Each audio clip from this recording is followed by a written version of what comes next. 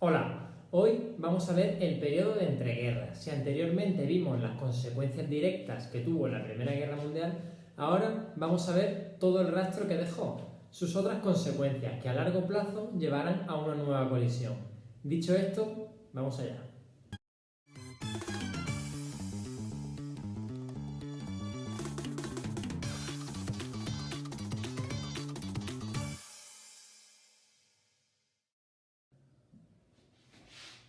Aquí estamos a 18 de enero de 1919. La guerra ya ha terminado y hay que fijar las condiciones de la paz. Estamos en París, donde los principales líderes de Francia, Gran Bretaña, Estados Unidos e Italia se reúnen para imponer un castigo a los que han sido derrotados. Vamos para adentro a ver. Aquí se reúnen por separado con cada país derrotado y se establecen unas duras condiciones de paz, pero sobre todo a Alemania, a la que se le acusa de ser la culpable de la guerra y se le exige que pague por todo lo que ha hecho. Van a intentar por todos los medios que Alemania no vuelva a resurgir. Según el Tratado de Versalles, Alemania va a tener que pagar una importante cantidad económica y va a perder territorios. Pierde esta zona de Polonia, quedándose separada en dos por el corredor de Danzig. En su otra frontera pierde las ciudades de Alsacia y de Lorena, que pasan a ser ahora parte de Francia. Pero Francia, no contenta con eso, va a intentar asegurar su frontera. Obtiene las minas del Sarre, que es donde los alemanes obtenían importantes recursos, y desmilitariza toda esta franja que podía ser un peligro para sus fronteras.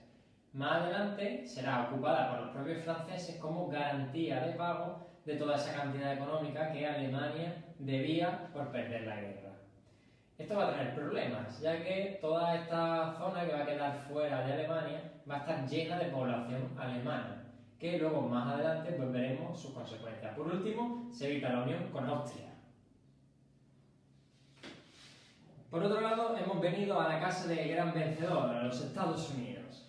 Llegarán a una gran guerra para ganarla y convertirse en la primera potencia mundial y hegemónica. Se aprovecharán del destrozo de Europa para darles créditos que faciliten su recuperación y enriquecerse con ello. Se trata de los felices años 20. La gente ya había sufrido mucho y era la hora de disfrutar de la vida. En la sociedad de consumo, la sociedad del ocio, del entretenimiento, florece la vida nocturna, los clubes, los teatros, los pabellones y espectáculos musicales, es la generalización de los automóviles, del espectáculo y también la radio y los electrodomésticos. Estos ya no son un objeto de lujo, sino que ahora son una necesidad. Se permite a la gente adquirir todas estas cosas, incluidos los automóviles, gracias a la facilidad para obtener préstamos, al pago a plazo, que es muy importante, y a que todos podían obtener beneficios invirtiendo en la bolsa. En la época también de la moda, de las vacaciones, de la emancipación de la mujer y de la publicidad. Todo esto en los felices años 20. Si en Estados Unidos todo era felicidad, muy distinta era la situación en Europa, destruida tras la guerra, con grandes pérdidas poblacionales y teniendo que volver a arrancar tras lo ocurrido en el conflicto.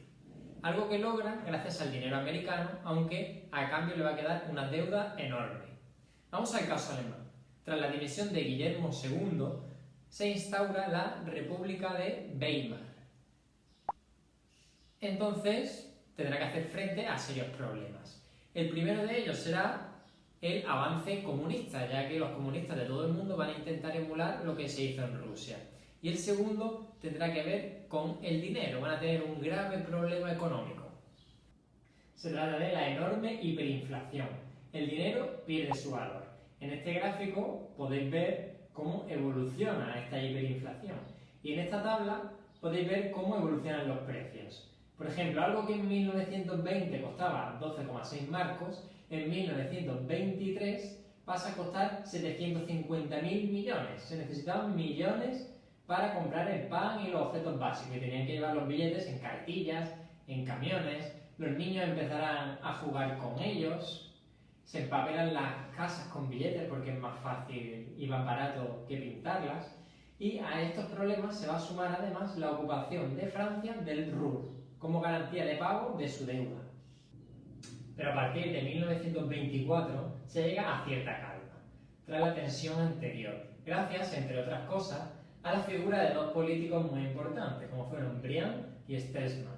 Estos consiguieron unos años que se conocen como la Concordia Ilusoria, en los que se llega a varios acuerdos importantes. El primero de ellos es el Plan Dawes, que permitía a Alemania flexibilizar sus pagos vista su mala situación. El segundo fue el Tratado de Locarno, por el que se comprometían a respetar las fronteras alemanas, por lo que Francia debería abandonar el Ruhr.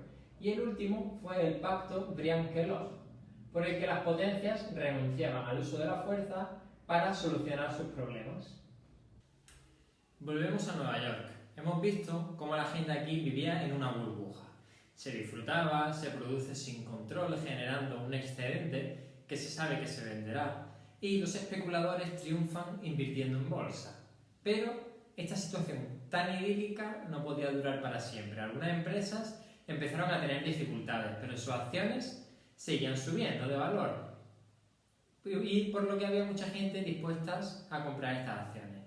Todos, ya sean ricos, obreros, campesinos, invirtieron en bolsa. Y esto generó que el mercado de acciones no se correspondiera con el valor real de las empresas. De pronto llegó octubre de 1929, cuando las empresas necesitaron dinero para afrontar sus pagos. Se creó el pánico generalizado, el conocido como Jueves Negro. Se lanzaron a la venta muchísimas acciones. Como la gente sabía que algo no iba bien, no las compraba y ponía las suyas a la venta. Esto generó una enorme oferta para una nula demanda, lo que hizo que los precios y el valor de estas acciones pasara a ser nulo. Las empresas y los inversores se arruinaron. Los bancos se hundieron porque los clientes retiraron todo su dinero y muchos préstamos no se devolvieron. Los trabajadores acabaron embargados en la ruina y el desempleo se disparó. Esto es lo que se conoció como la Gran Depresión.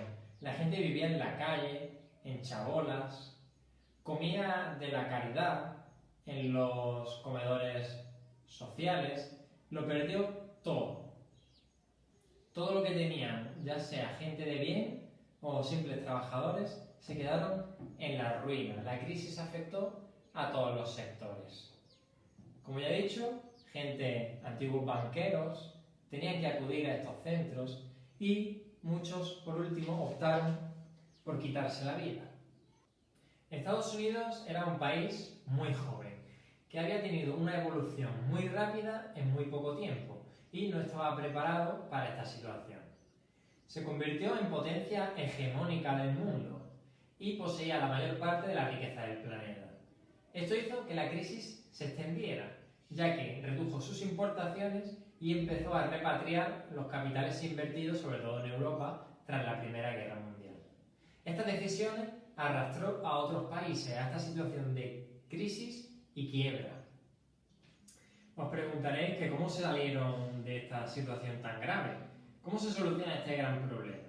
Pues bien, las primeras medidas que se tomaron no hicieron más que agravar la crisis, es decir, trajeron más problemas todavía. Pues será en el año 1933, cuando el presidente de los Estados Unidos, Roosevelt, puso en marcha un programa conocido como el New Deal, que imponía una mayor intervención del Estado en la economía, dejando a un lado el tradicional capitalismo y libre mercado. Este New Deal consistía en una serie de medidas. La primera era invertir en obras públicas, para así crear empleo y ayudar a las empresas. La segunda, subvencionar a los agricultores para que produjeran menos cantidad y así los precios subieran, debido a la ley de la oferta y la demanda. También mejoró las condiciones laborales, incluyendo la reducción de la jornada, salarios mínimos y seguros de desempleo. Y por último, reestructuró el sistema financiero. Estas medidas tuvieron cierto éxito en Estados Unidos, pero a nivel internacional, la Sociedad de Naciones trató de tomar una serie de medidas conjuntas para todos los países, pero fracasaron. Y fue cada estado de forma individual quien trató de solventar la crisis a su manera. Bien, ahora hemos venido a España. Vamos a ver lo que ocurre entre finales del siglo XIX y principios del siglo XX. Estamos en 1897. Cánovas del Castillo es asesinado por un anarquista. El turnismo, sistema político de alternativa de partidos, perdía a su artífice y máxima figura. Y con ello entrará en una seria crisis. Hasta ahora, el país estaba dirigido por la regente María Cristina, dado la minoría de edad de su hijo. Ya en el año 1902, Alfonso XIII fue declarado mayor de edad. Y en el plano político, él querrá continuar con el sistema que se venía dando desde el inicio de la Restauración, es decir, con el sistema de turnismo, esa alternación entre diversos partidos a través del fraude electoral, caciquismo, etc. Pero esta vez el sistema tendrá nuevos líderes, ya que hemos visto que su principal artífice ya no está. Los dos partidos que se alternaban en el gobierno siguen siendo los mismos. Por el Partido Conservador, esta vez encontramos a Maura, que pretendía ciertos cambios. Él pretendía una revolución desde arriba, atendiendo a ciertas ideas que venían de ese movimiento del regeneracionismo.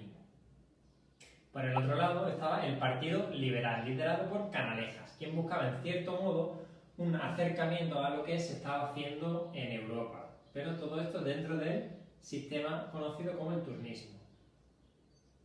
Estos dos partidos representaban cada vez a menos gente. La burguesía catalana y vasca apoyaban a los partidos nacionalistas. Las clases medias y obreras se identificaban con los republicanos o el PSOE y los sindicatos van cogiendo cada vez más poder.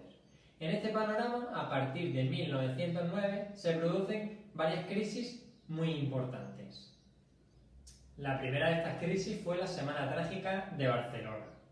Dentro de estas crisis previas a la Primera Guerra Mundial que ya vimos, sobre todo en el territorio marroquí, pues fue España protagonista de una de ellas. Marruecos era un protectorado hispano-francés y la presencia allí de ejércitos europeos generó revueltas.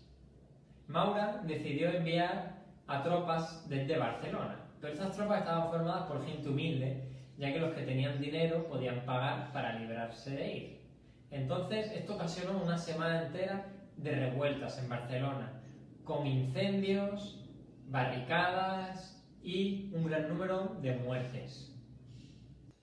La segunda de estas graves crisis fue en 1917, año en el que se produjo una de las más importantes huelgas generales. Esta huelga general estuvo promovida por los sindicatos y trajo consigo numerosos destrozos y disturbios. Por último, en la tercera de estas grandes crisis, la cosa fue todavía peor.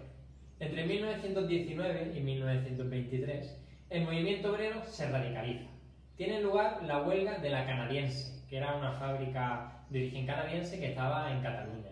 Gracias a esta huelga se obtuvieron importantes derechos en el mundo laboral que aún hoy conservamos. Además, existía el reciente ejemplo de la revolución bolchevique, por lo que los comunistas de muchos países querían imitarla. Los empresarios respondieron con el cierre de empresas y contratando pistoleros que contraatacarían. Por su parte, el gobierno también emprendió una durísima represión. Por si esto fuera poco, además, a esta compleja situación hay que sumarle una dura derrota militar en 1921 en el Anual. Este era un territorio de Marruecos en el que las tropas españolas fueron duramente vencidas y masacradas por los marroquíes que estaban liderados por Abdelkrim. Se acusó de este desastre a la negligencia de varios de los generales allí presentes. Pero ante esta situación y antes de que se confirmasen esas acusaciones, el general Miguel Primo de Rivera dio un golpe de Estado. Fue un golpe de Estado al que se opuso poca gente y que, de hecho, contó con la aprobación del rey. Con esto se acababa el turnismo y se volvía de nuevo a esa etapa en la que los golpes de Estado definían el gobierno del país. A pesar de que España no participó en la Primera Guerra Mundial, pues sus años siguientes no fueron tampoco muy cómodos.